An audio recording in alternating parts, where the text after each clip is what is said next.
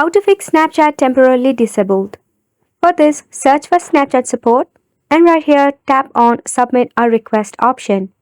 Here from this list, you can go ahead and select the option of I can't access my account.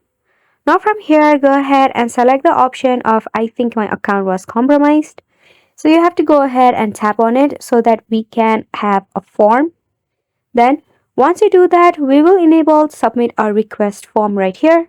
So what you have to do next is you have to enter your username, your email, your phone number, and your description of your problem. Right here, I'm helping by filling it with you. So in the description box, you have to type in that your account has been disabled temporarily. However, you have not neglected any of the guidelines of the Snapchat and you would like a solution.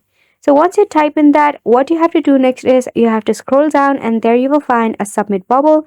You have to tap on it and simply like that, your request will be submitted. Make sure to give it a try and thank you so much for watching.